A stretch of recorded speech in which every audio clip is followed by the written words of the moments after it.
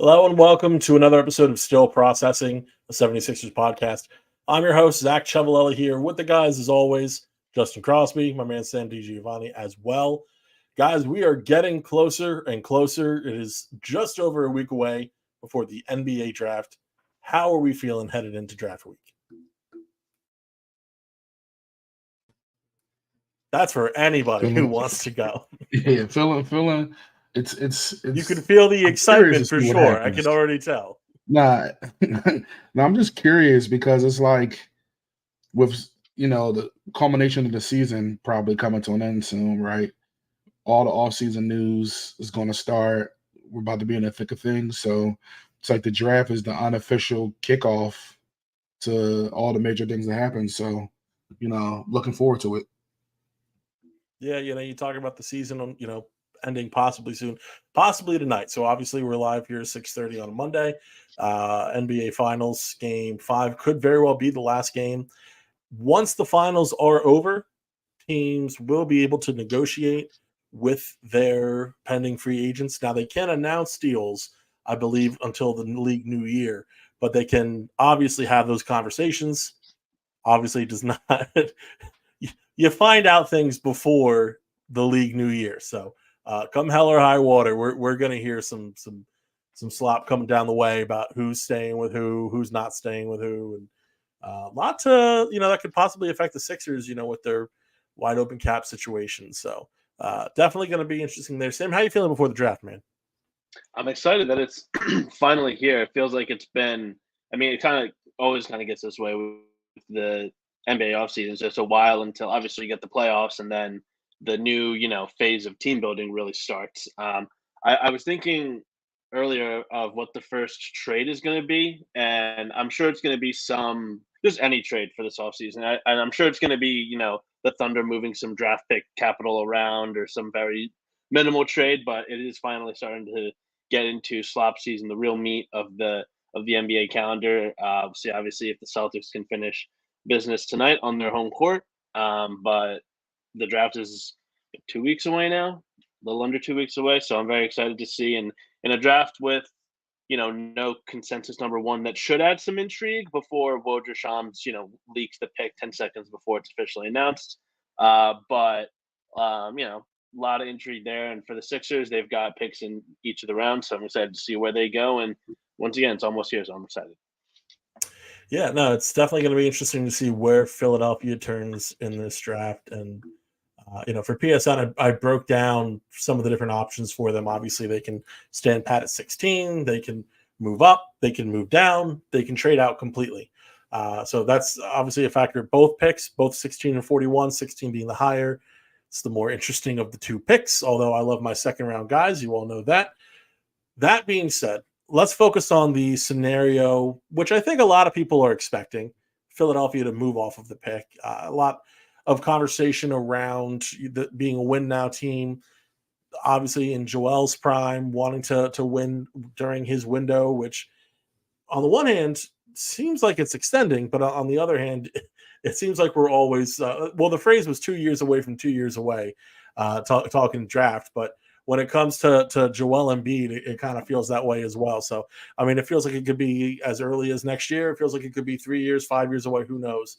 But you want to be proactive, not reactive. So, that being said, the expectations for Philadelphia to move the pick or at least select a guy who they have the intent on being able to move at a solid price down the line if they can't agree on a deal. So, with that in mind, let's first see, and Sam, I'll turn it back to you.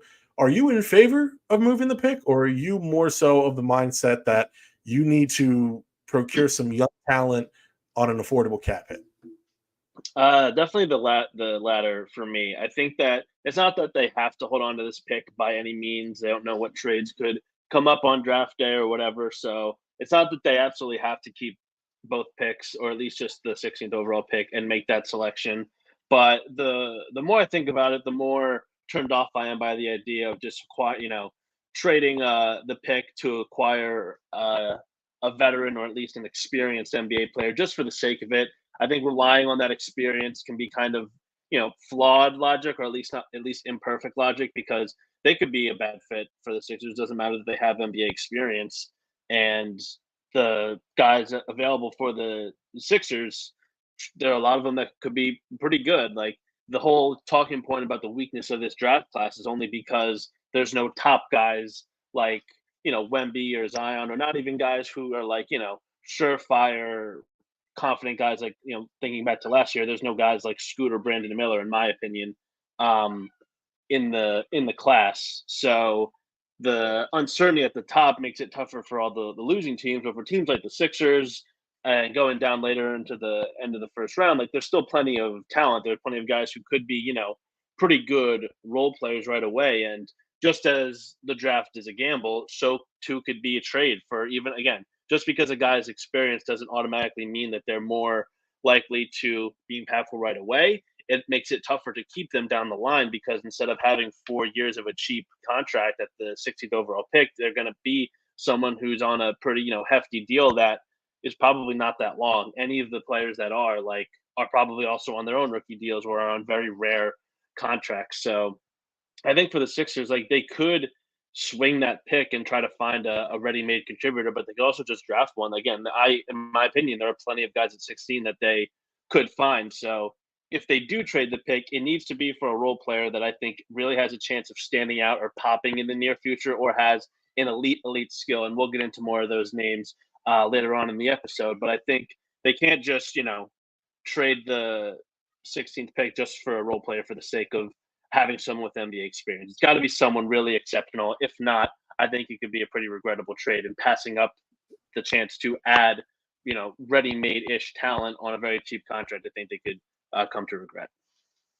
Yeah, I think there's a lot of guys in this draft who, and you're right, it's not very top heavy. It's not very star heavy.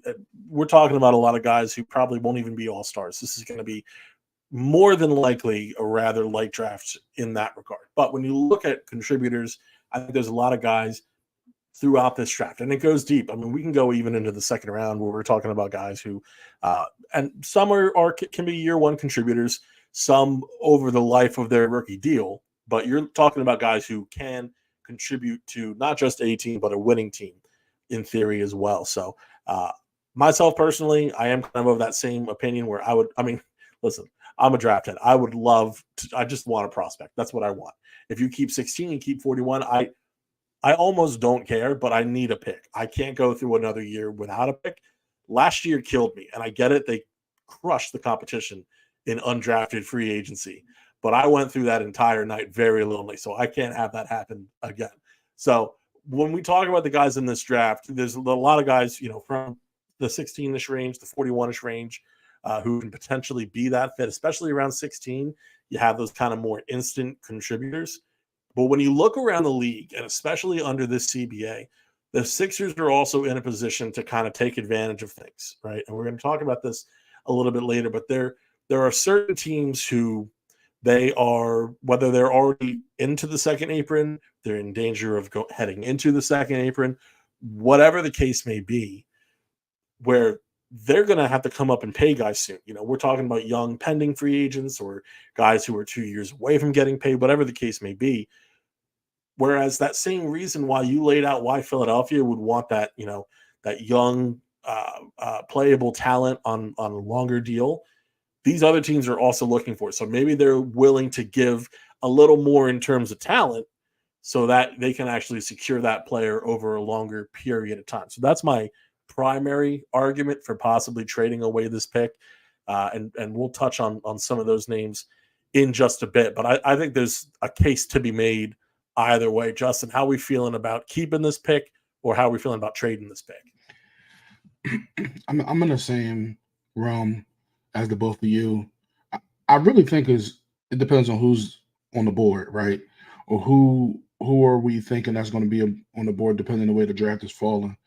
If some of the higher value or higher value prospects are falling, and it's set up for you to take a specific player, like we've talked about Rob Dillingham before, or a guy who was projected, and of course his measurables have changed the way people look at him, but he was a top 3 pick going into the NCAA season. So somebody like that falls, or there's a guy that you can get that fits and is young, but he may be a senior or a junior or something like that.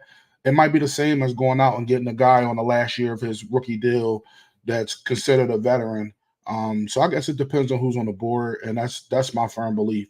If there's somebody who you can snag that you value high, I would snag them and just use the pick. But if there's nobody there that you think fits you, then that's when I would say it makes sense to go after a veteran who can quote unquote help you win now.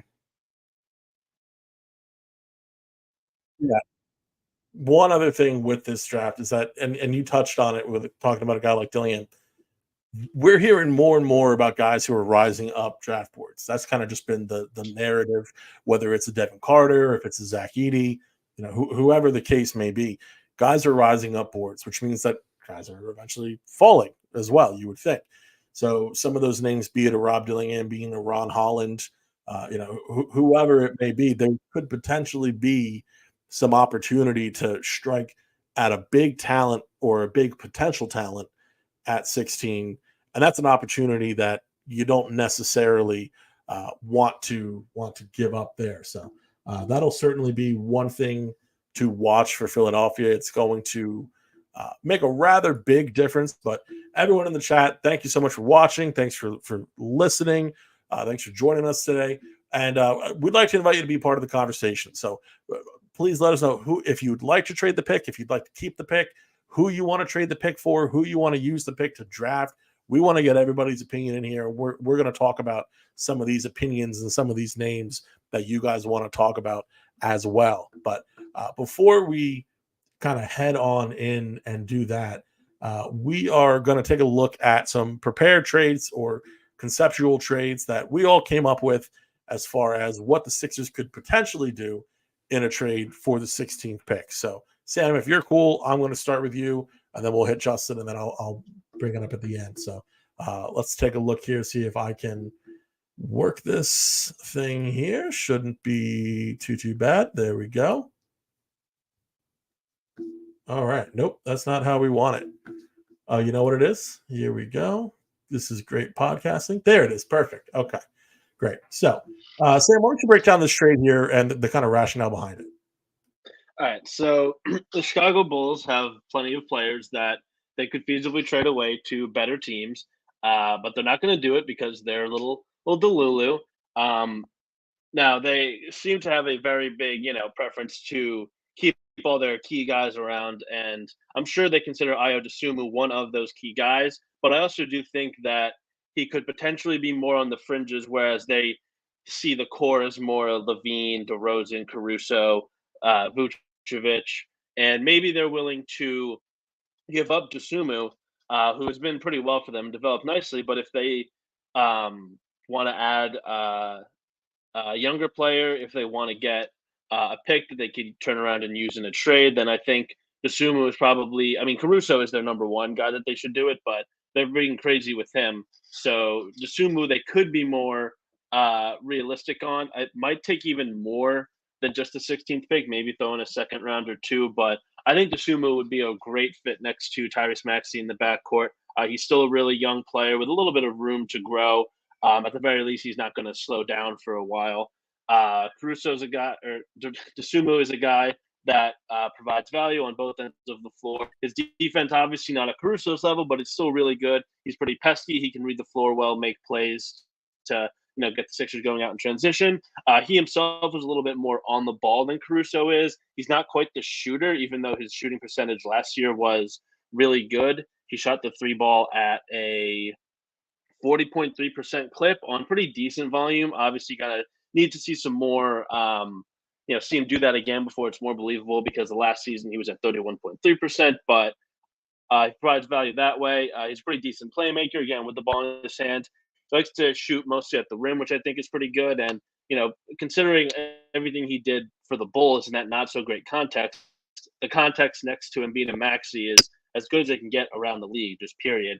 And for a guy like Dosunmu, who will have guys to defer to, guys to help create more room for him to score, and just him being a pest on the defensive end, I think it's really important for the Sixers to get someone that they can rely on at the point of attack much more going forward. Obviously, they had Batum last year as kind of their main guy doing it, and Kelly Oubre is another. And I think they can just get better in that regard and use those guys in defensive contexts that are more favorable to them, especially with Batum aging if he comes back, of course.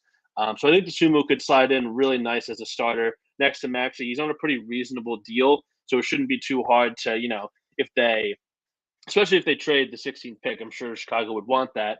Then it's not as much salary going back to Philly because you have to factor in how much money the 16th pick would make, which I don't know off the top of my head, but you could, That's right around trade for $4 million.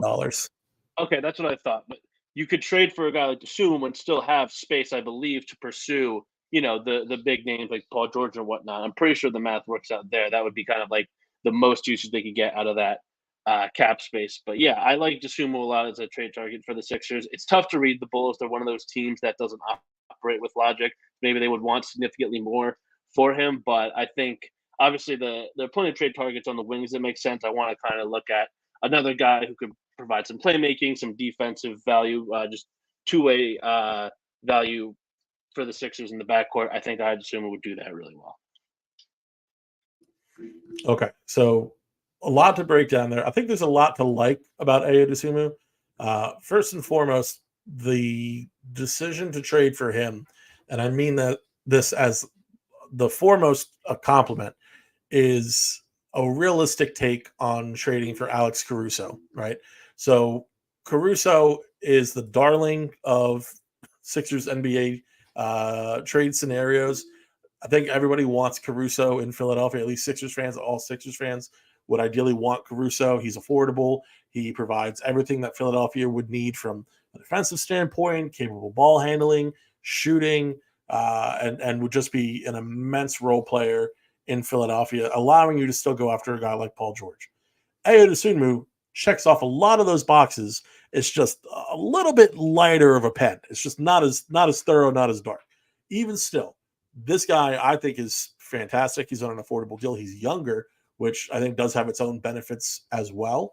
And Ayo Dosunmu is a guy who, myself, I would be all in on going after. So with this particular type of trade where you're not sending anything out in return, there's a little bit of I don't even want to say complication because there's still plenty of ways to get this deal done. So it's just a matter of how you want to go about doing it, right? So the player that you do select in the draft, they're not going to have their cap hit until they sign their deal. And at that point, you have to, wait until that clears in order to move them. So we're possibly talking about bringing Dosunmu into space, which is possible. But the way that they would accomplish that in this particular case, because Dosunmu exceeds all of Philadelphia's trade exceptions, is that they would have to effectively part ways with not all, but a good deal of their cap holds this summer, which is possible for this deal to officially go through. That'd have to happen not on draft night after the new season starts. That is definitely an avenue that Philadelphia can go down. There's still enough money to target a guy like Paul George after bringing in Ayo Dosunmu, even if you do not trade out any other salary as well. This is a guy who he fits from a financial standpoint. He fits from an age standpoint. He fits from a fit standpoint. And you talked about his jump shot. The most encouraging thing to me about his jump shot is that he shot 40% on catch and shoot threes, taking over 3 a game last season. I think the number of attempts would go up in Philadelphia, and I think the percentage would hang right around that same number as well. So I think that you'd be looking at a guy who potentially could thrive from a change of scenery from Chicago to Philadelphia. So I'm all in on Dosunmu. I think that's a fantastic target. Justin, what's your as I ask you while you're taking a drink, what's your take on Dosunmu? How are you feeling? Does he check off the boxes for you personally, or is it not quite the right fit for you? I mean, it will to me, it would feel like, it would really feel like Caruso light. Like you would want to go get that guy because that's the guy, that's proven that he can, change the team defensively, do all the smaller things. But, with Dosunmu, given a chance to really be on a winner, you don't know how he would react to that, and it could be positive. For me, I think a first round draft pick for him, I don't think I would do specifically, but he is an emerging player. He showed that at the end of the season, he can hold his own scoring wise. He is the type of defensive minded guard who can play with Tyrese Maxey and be on the ball to allow Tyrese Maxey to be up the ball. So there's definitely fit there. It would just be interesting because to me, it feels like if the Bulls are, want a first round draft pick, and again, it's not a lottery pick, but just out of the lottery, for the Sumo, I would wonder what they would want for Caruso, because there are new rumors going around that they wanted 2 or 3 first round draft picks. So, well, that's very supposedly interesting. they turned down a top 10 pick for Caruso, which was only part of that package. I agree. No, I fully agree. That is crazy, but that appears to be kind of where the thought process is in terms of, what the Sixers, or rather what the Sixers would have to cough up in order to land a guy like Alex Caruso. So, I mean, in this draft that is, and we talked about the pros of this draft, is considered relatively weaker.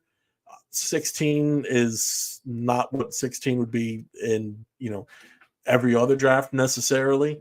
Of course, we all like guys in this draft, so I'd be very happy still drafting a guy at 16, but I certainly wouldn't be mad if Dosunmu is the answer there for Philadelphia as well. But everyone out there watching, listening, thank you so much. Be sure to like, be sure to share, and also let us know, Ayo Dosunmu, does he do it for you? Is this a guy who you feel like is worth trading the 16th pick, or would you rather hold the pick, or is there another name that you'd like to flip that pick for? Be sure to let us know in the comments. Justin, we now come to you, and we're going to take a look here at your guy, and I have some questions about this one. It's a guy that I like. Like I said, I do have some questions here, so I want to hear your take on this particular deal, where Philadelphia does a little work with LA to bring in Jared Vanderbilt. So why don't you go ahead and kind of break down this deal for us, and we'll just continue to dissect from there. So, this is one of my many deals, but this is something I just thought that as far as Paul Reed, I feel like Paul Reed specifically last year when given a chance, I feel like he wasn't able to really live up to potential that we thought that he had. We also thought that he had some, I guess, some ability to play along with Embiid. Now we know Embiid was out for like 50 plus games, so we didn't get to see much of it, but I don't think he's really the answer at backup center. He has his moments, but I don't think so. So to me, I said, okay, cool. Jared Vanderbilt has been a little injury prone, but he is a guy who would help answer a lot of rebound questions that the Sixers have, and could be somebody who was able to play aside Joel Embiid. Now he's not the knockdown shooter, but he can shoot, and just that 1 through 4, maybe 1 through 5 type of defense, or maybe not 1, but maybe 2 through 5 defense that he can have could really be, help for the Sixers. Again, rebounding. Joel, he rebounds because he's 7'2", but because he does a lot of rim protection, it's not, he doesn't get a lot of rebounds. Vanderbilt is kind of a rebounding specialist. So that would really take the pressure off of Embiid for having to feel like he needs to get every rebound while also blocking every shot. Given the Lakers a 16 pick, maybe even you could throw a second in there if you want, or maybe 2 seconds, just trying to sweeten the deal. I feel like at this point, LeBron James is going to re-sign with the Lakers, and you can give them as much draft capital as they need to get whatever guy they want to get at the draft. Trae Young has been connected to the Lakers this summer and previously. So has DeJounte Murray previously, whoever else the Lakers want, because the Lakers can clearly get whoever they want whenever they want, even if they have one first round draft pick. So just adding ammo to them, I think it would be something where they could maybe take their own draft pick, Sixers pick, maybe another couple picks, like another first rounder from them, a couple seconds, and they can go get that guy that they want to pair with AD long term. So I think there's something they could bite on as far as this trade. Yeah, I would say that I see the interest for Los Angeles clearly right off the bat. Now, Vanderbilt is the best player at this point in this trade, right? So, from that perspective, Philadelphia gets a win there. That being said, to get 16, they would then have pick 16 and 17, possibly to then package and move up in the draft. There's rumors that they, and I will find who it was too, I'm forgetting at the moment, are looking to move into the top 5 of the draft. So potentially packaging 16, 17, and then some more assets from there could move them into potentially that top 5. And I think Donovan Clingan's a potential target there. Reed Shepard's a potential target there. So there's a few different options that they could go with. So it could be an initial move, or it could be a precursor to another secondary move for LA. So it was Sam Amico of HoopsWire. So that is a possibility for LA, a possible direction that they could take. They would still have Paul Reed as a potential backup center there on a reasonable salary. Philadelphia gets another small ball backup 4 who is a bit more sound defensively and versatile defensively, even though Reed is not bad in either area. It's just a bit of an upgrade in Jared Vanderbilt. My big thing here is when I'm talking about trading, if I'm talking about trading 16 and Paul Reed, because I have value in Paul Reed, not only for the way that he plays, not only for how he fits with this team, in terms of personality as well, the affordability of his contract. And there's also ways that they can creatively trade him once the league new year begins. Brian Toporek of Liberty Ballers had a great piece on this. To lose both of those, I need some serious value in return. And while I could see LA thinking it's and I'm not saying they're taking advantage, like I could see LA legitimately thinking like, okay, that's like the bare minimum we'll take is Paul Reed in 16. I think at least I want to allocate it differently, I guess I should say. I need a wing, I need a guard, or I need a guy who can play both ways as a backup center. A legitimate potential starting caliber backup center if that's the case. So, for me, this one's a no-go, and it pains me to say because I love Jared Vanderbilt. I'm a Vanderbilt guy. If I could move just 16 or Paul Reed in second-round picks, I'm all with it all day. But when I think about even some of the centers in this draft, like Deron Holmes, who can play power forward or center, Yves Missy, even a Kyle Filipowski, there's guys, Kalel Ware, like there's a lot of centers in this draft as well. So the potential to, draft one of those guys, sign a veteran on the cheap, and trade Paul Reed for something else. That's just my perspective. That's my hit there. But I do love Jared Vanderbilt as a player. And if he's playing that Paul Reed role, I think he could do it and do it better than Reed for sure. But Sam, what's your take on this deal? So I also identified Vanderbilt as a Sixers trade target in the past. His rebounding is certainly helpful, and his shooting is, not great, but he at least is comfortable shooting some threes. And I understand losing faith in Paul Reed as a backup center. I personally thought he was fine last year. He was definitely overexposed as a starter, but I understand if, he's not seen as like the long-term option there. I understand that. But this trade, I'm not feeling.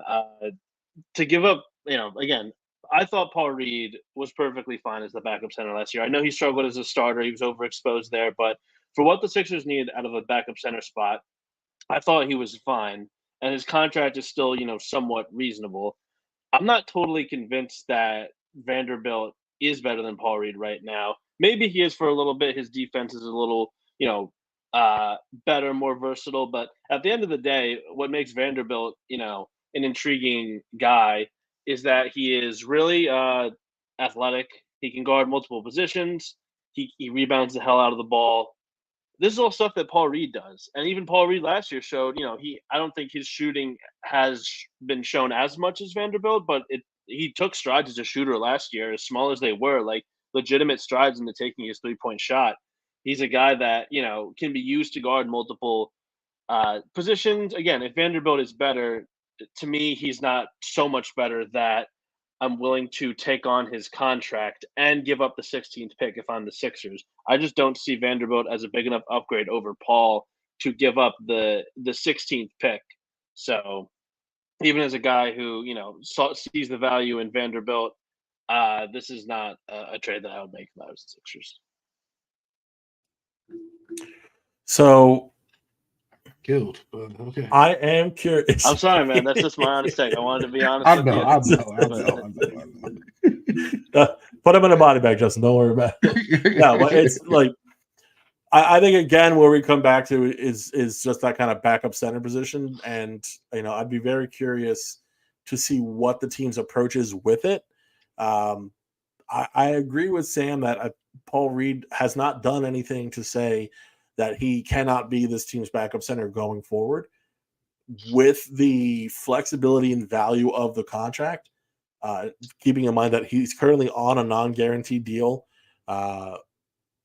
and also the team and Daryl Morey's lack of emphasis placed on the backup center role, I do wonder if somehow, some way, Paul Reed is moved. So that is a possibility in my mind. I would be curious to see it. So we went over these trades a little bit before we hopped on today, right? And I'm going to be pulling a little bit of a sly move on you guys. I'm going to be changing which one of it. It's still one of the ones that I had sent in earlier. But I'm going to be pulling, a little bit of an audible here, and I'm going to be showing a different trade than the one that we initially discussed. Once I grab it here. So here's what we're going to talk about instead. We're going to talk about Quentin Grimes for a second, okay? We're going to talk about a guy. I understand Detroit just acquired him at the trade deadline this past offseason. Even still, Detroit should be looking to build cohesion, right? And with Grimes being a pending free agent the following year, he is restricted, which is something that would benefit Philadelphia. Detroit would be able to more than likely bring him back. But why not select your own guy, someone who fits possibly even better around Cade, who really is the only piece that you've identified as a part of your future, and effectively go from there, right? So you'd have the 5th pick, you'd have the 16th pick, where you can add guys like potentially Reed Shepherd, potentially Dalton Knecht, and then at the 16th pick, you're talking about guys like possibly a Jared McCain, a Tristan Da Silva, or a Jacoby Walter, who, for his flaws, I think would fit for what Detroit's looking for. But for Philadelphia and Quentin Grimes, you're getting a guy who is confident and capable on both ends, 3 and D. You're getting a guy who not only can hit the wide open shot, but kind of work off movement a little bit. I'd like to see him grow in that area, and I'd like to see him grow as a ball handler. But if we're talking about an opportunity to land a young, potentially controllable prospect for a few years moving forward, and here's the other key part of this trade, gain some future draft capital, right? That's the other huge part here. This is not 16 for Grimes. This is 16 for Grimes and 2 second-round picks. Philadelphia, not quite depleted, but they lessened their stock hold of second-round picks, acquiring Buddy Hield, sending out 3 to get him. Trying to get more second-round picks in this era of the NBA is going to be a more and more common theme that we're going to see with teams. We already saw it last year with the Boston Celtics in the draft. There's just going to be more of a movement towards landing some of these second-round picks because the value has gone up under this new CBA. So for me, the value is not just landing a young shooter in Grimes who can contribute now but also potentially grow with the team, but it's also landing future draft assets that will more than likely be used as fodder for trade. but having those additional tradable assets down the line, almost kind of, and I hate to say this because this is not what Sixers fans want to hear, kicking the can in a sense. So you got to have a little bit of cake now, and you got to eat it too a little later. So that's kind of the concept here. Justin, I'll turn to you first. Where do you fall on this potential deal? Hate it. No, You suck. no, I like Quentin Grimes. He was one of the odd men out in New York. I felt like in the guard rotation, they went with Oliver Burke. They went with more veteran presence for their playoff push. But I like Quentin Grimes. I like that he's a defensive minded guard. He's a shooter. He's hit tons of threes against the Sixers. So, you hope that will be able to translate for the Sixers. But he's someone that can grow with the team. Someone, like I said, can play on that bench role, or he could be a starter depending on, who else is around the Sixers. But I'm not mad at it. I think Grimes is a little bit underrated, in my opinion.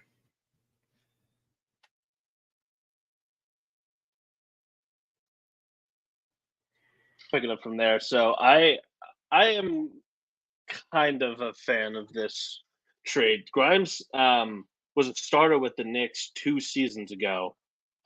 Started when they first made the playoffs, took over for Evan Fournier, I believe, and that kind of put them on a pretty good track. That once they got Josh Hart at the trade deadline 2 seasons ago, remember, they really started to take off, and they won the series against the Cavs and lost to the Heat. But then this past season, he had a pretty gnarly fall off, and that led the Knicks to kind of punt on his last 2 years there under contract, and in favor of, in fairness, 2 guys who they thought could be rotation players and ended up being rotation players, Burks and Bojan Bogdanovic.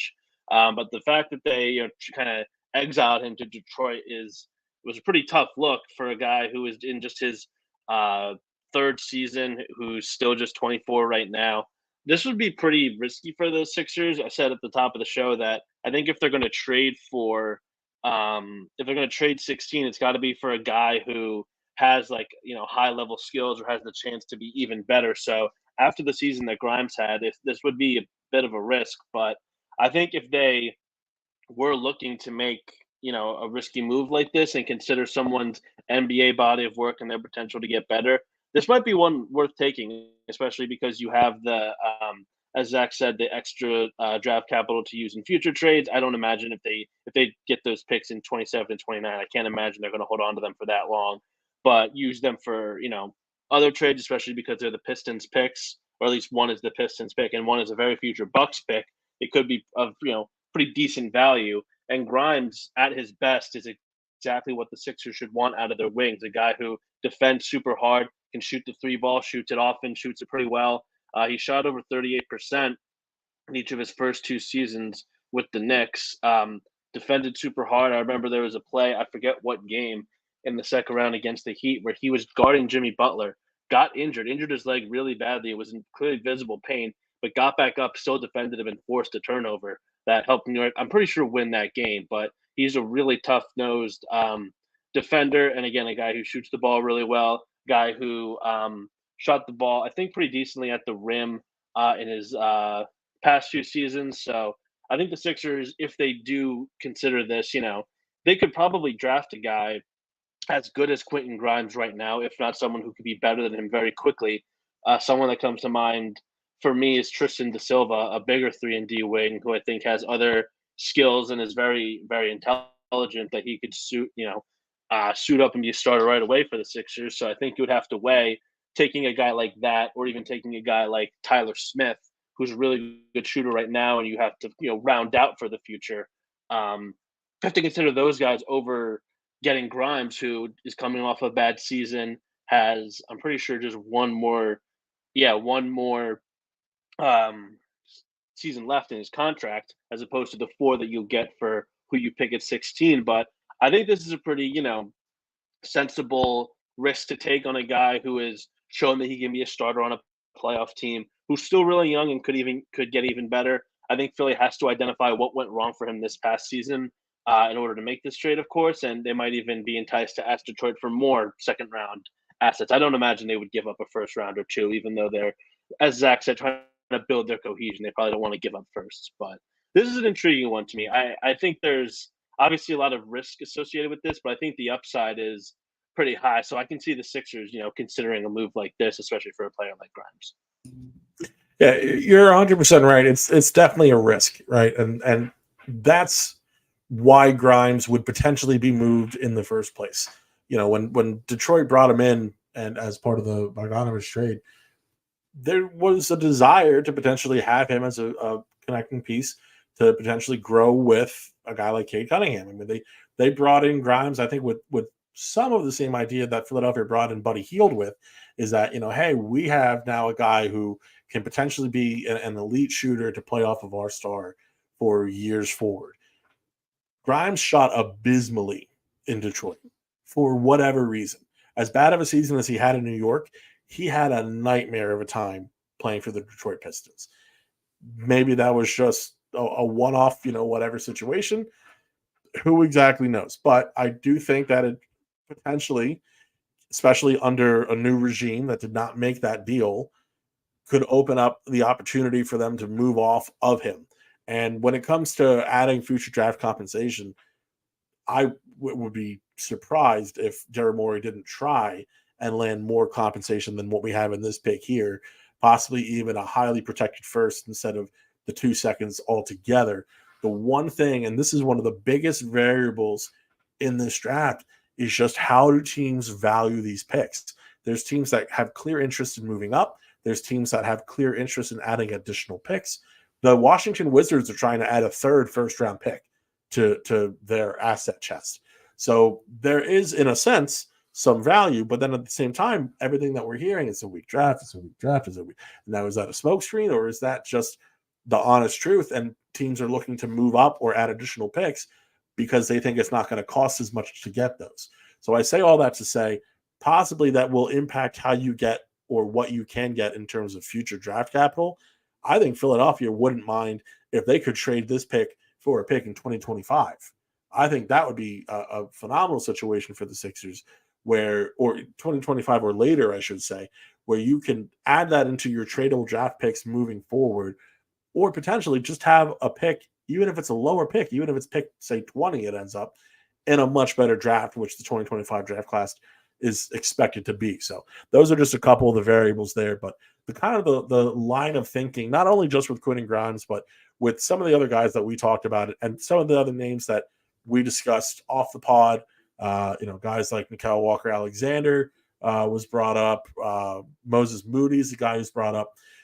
Couple of the bit, at least, from my perspective, and I think that you guys as well, is a couple things. One, at least for me, one of the big things is possibly looking at a guy who fits within some of Philadelphia's existing trade exceptions.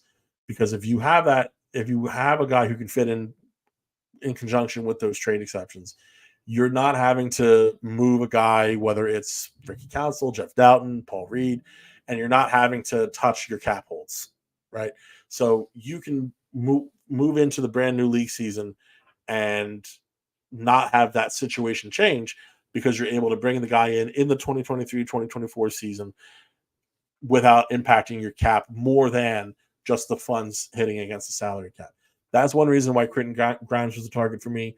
Justin brought up Nickeil Walker-Alexander, who's a fantastic draft or trade target for Philadelphia, because Minnesota being a second apron team and Walker being on the last year of his deal, and I'll get more onto that in a second, they're going to have to make some tough financial decisions.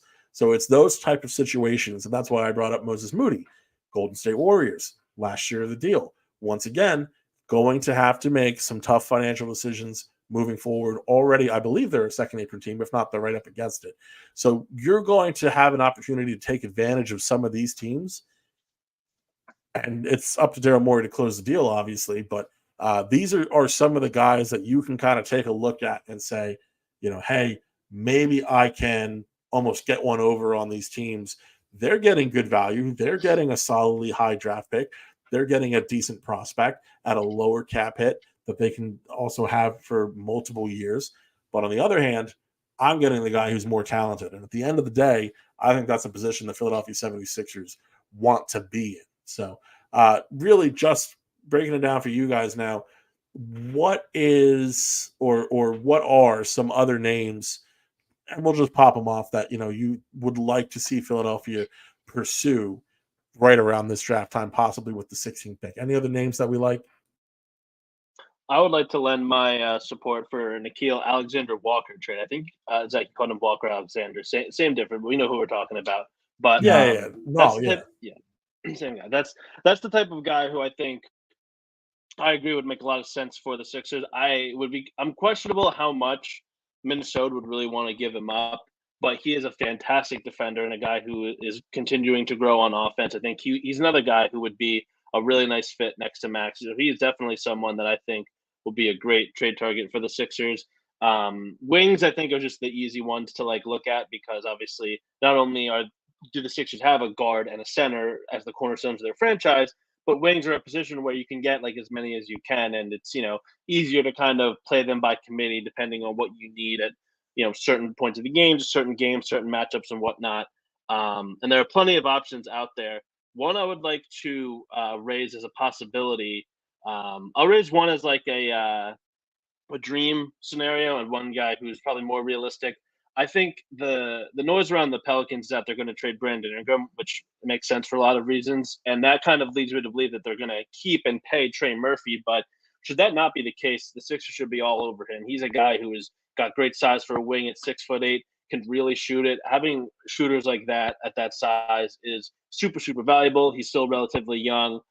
Same deal with Grimes going into the last year of his deal, so there is that. But still, he would be a great fit. But I do think for all the reasons that Sixers would want him, New Orleans would want him to keep around Zion Williamson and Herb Jones and whatnot. So I don't think he'll be available, or if he is, it's going to be for a very high price.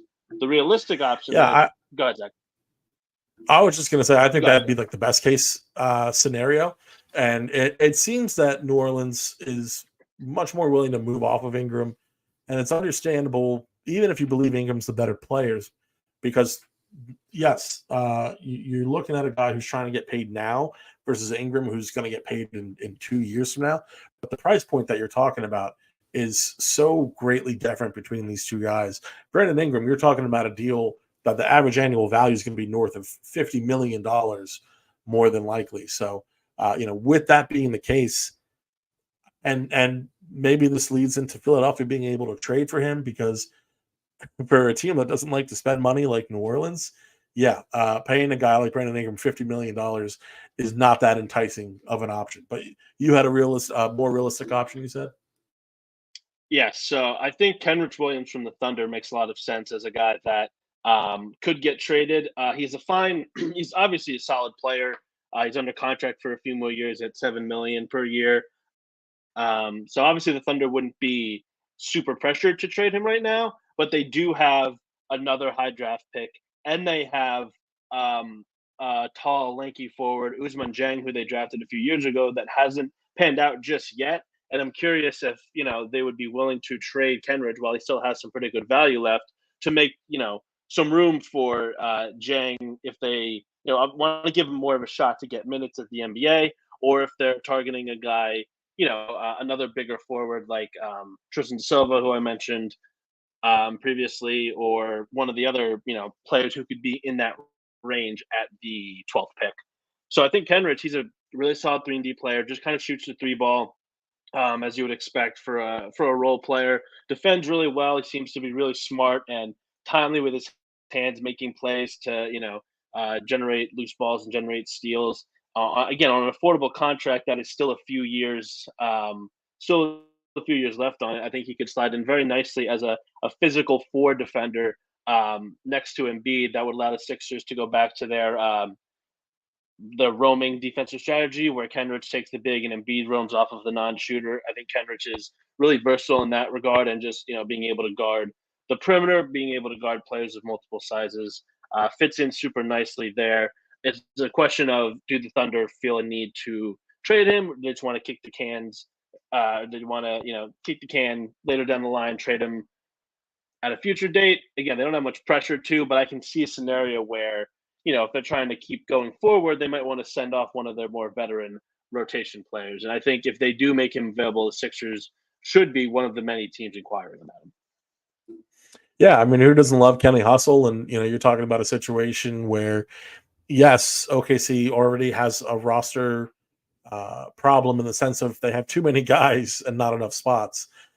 So you could see a guy who's already in the rotation like Kenny Hustle kind of fall out in that sense in favor of what at that point would be a higher valued asset. So whether or not the player they would then draft at 16 ends up being a part of the future or ends up being a trade asset, yeah, I think OKC could be all about that. Justin, what are some names that you had mulling around the old noggin there? Yeah, so we talked about Nikhil, but one name that came up for me was Corey Kispert from the Wizards. I feel like it's just somebody who won his. I feel like the Wizards are really in rebuilding mode. He doesn't necessarily fit the timeline. He seems like the type of player who, when put in a better situation, be able to shine more, be able to utilize his skills more. I think on a team centered around Embiid and Maxey, you do need a lot of shooting. I feel like he is a guy who would definitely be able to knock down those standstill catch and shoot threes, as well as roam around, running off screens, even relocating right on the weak side of the floor on a drive, and you relocate and you get open three. He's also gotten better over the last 2 years of attacking closeouts. Finishing at the rim. We've seen it a couple times actually against the Sixers where you see his finishing has improved. He's finishing with his left hand more often. So I think that that's a guy who may not be the prototypical 3 and D, right? Because he's not necessarily known for his defense, but he's a guy that, if you can make room for him on the floor, put some defenders around him to help him out a little bit, I think he could easily make an impact on a team with Joel Embiid and Tyrese Maxey on it. So I would say, hey, rock with Corey Kispert and make it work. And it's not like he's a small guy. I think he's like 6'7", 6'8". So, he's I think he's a good wing. Yeah, for sure. I mean, you get in a guy who could shoot average to plus level defense, a good size, and again, he kind of fits the parameters of what I was saying earlier, where he's a guy who he fits into the trade exceptions for Philadelphia, and on top of that, I believe he's expiring next year. So while Washington's not necessarily in the most dire of financial situations, they don't have to worry about paying him next year, and what exactly a deal for Corey would look like. What do you pay a guy who's clearly emerging, but at the same time, your team is just too bad for it to matter. So that's a problem that Washington just doesn't have to worry about. So I'm going to cheat once again, and I'm going to throw out a scenario where it is one of these two guys, right? So we're going to just travel on over to Memphis. I'm going to set the scene here a little bit. The Grizzlies are looking for a center in this draft, it looks like, or just a center in general, I should say. They talked about trading up, going after a guy like Donovan Clingan. That would move JJJ into that power forward role moving forward. A little bit easier on his body, so there's definitely some benefits there for the Grizzlies. Maybe they don't make it up to 5. Maybe they don't get Clingan or wherever they'd have to be to get Clingan. The point is they miss out on their man theoretically, right? Still need to solve that center problem. Brandon Clark just doesn't have the size to do it. Who does? Khalil Ware, Kyle Filipowski, Yves Missi, Deron Holmes, no shortage of names, most of which, and potentially all of which, would be available at pick 16. So all of that to say, you're moving JJJ to power forward. You already have 2 solid guys who share time at that 4 spot. So my proposal is moving 16 for one of either Santi Aldama or Jake LaRavia. Honestly, whoever Memphis would be willing to part with. I think these are both guys who for Philadelphia. They're capable shooters. LaRavia is a bit better of a defender, but Aldama has a little bit more size there. And these are guys who, again, you're taking advantage of the fact that Memphis, who has several young players, can't eventually pay all of them. And while these guys are a little bit more cost controlled than some of the options that we talked about previously, they're guys who are going to fit in for what Philadelphia needs. You are giving Memphis an opportunity to kind of reallocate that value into more of a position of need and draft one of these centers who could be a starter for them. We saw Derek Lively make a huge impact for Dallas in his rookie season. We could see a similar situation, and granted, this draft is not supposed to be as talented as certain past drafts, but you could see a certain situation where a DaRon Holmes or a Kel'el Ware is making that impact year one, if not year two. So for those reasons, those are the kind of guys that I'm looking at. How do we feel about these Memphis Grizzlies? I mean, I was a fan of LaRavia coming out of college and in the midst of the Sixers picking maybe a couple years ago. Maybe I think it was a draft they traded for DeAnthony Melton. So I was a fan of his. He hasn't really been able to provide a lot for them, although they are very crowded on the wing over there, just very crowded in general. So, he does have the shot making, the shooting.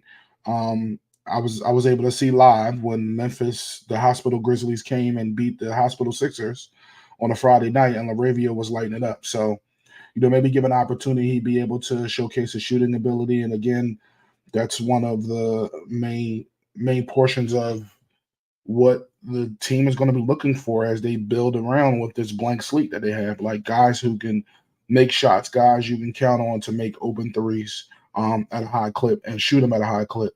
They don't need any guys who are going to be gun shy in Philadelphia. So he seems like, given opportunity, he might be able to make a difference.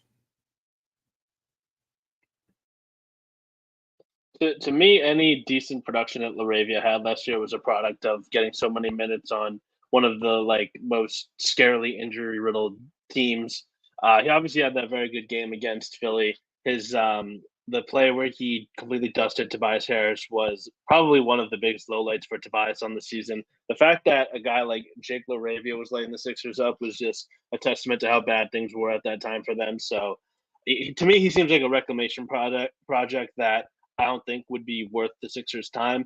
Aldama, on the other hand, I do think he showed more proof of concept. He was a bench player for them the prior season, where they were still a 50-win team, still a pretty good team. So I think there's more there. He seems like a more willing 3-point shooter. Obviously, still has the height and mobility intrigue. He's a guy who could play next to Joel and give the Sixers more size. He could give Paul Reed a bigger run for his money as the backup center, which again I think is fine to do. Not to say that Paul shouldn't be seen as the answer, and so whether the Sixers go for a minimum signing like Andre Drummond or a guy like Aldama and try to bring him off the bench, I think having someone to relieve Paul Reed of his bad moments and keep him honest, I think would be totally fine. And Aldama intrigues me for sure as a guy for the Sixers to bring in. I think it's good for them to have height. You just make it easier for them on the boards, make it tougher for teams to score against them. And Aldama still brings that while also being a pretty willing shooter. He doesn't strike me as like a super high efficiency guy, but he does take a lot of threes, which is important, especially for a guy at his height. He's listed on B-Ball reference at 6'11", which I think is way too tall. I think he was more like 6'8", 6'9". But regardless, he's got that size and that shooting ability that I would be intrigued in that type of trade for somebody like him. Yeah, the one other thing with Santi Aldama that, and I would call him the preferred case, but of course Memphis would be a little less likely to move off of him. But the one other thing that I like about him is just the ability to facilitate a little bit better as well. So to have that added facilitation on the wing, and I actually think he is. I don't think he's 6'11". I thought he was closer to 6'10". So I don't know if he's that short, but whatever height Santi Aldama might actually be, he definitely provides solid height on the wing for Philadelphia. And the biggest thing is that if he can kind of facilitate, and if we're talking about this in the long term, almost in a similar way to how current Nick Batum has, the projection I would love is for him to kind of grow into that Nick Batum role. So that's someone there who, in particular, I think could potentially be a fit there. But there's a long list of potential guys that could make a difference for Philadelphia. Let's not get it twisted, though. At the end of the day, I think we're all still kind of on team make the pick.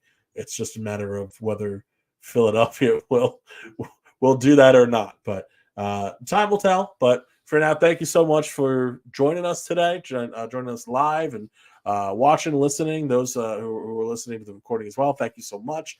But we are now just over a week away from the draft.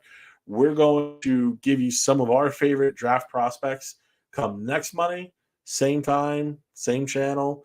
And we're just going to open up that conversation on general draft prospects, who we like, who we think Philadelphia might like, and just list some names that maybe we'll hear called to Philadelphia come next Wednesday. But for now, I've been Zach Ciammolelli here with Justin Crosby, Sam DiGiovanni. Thank you so much for joining us once again. This has been Still Processing, a 76ers podcast.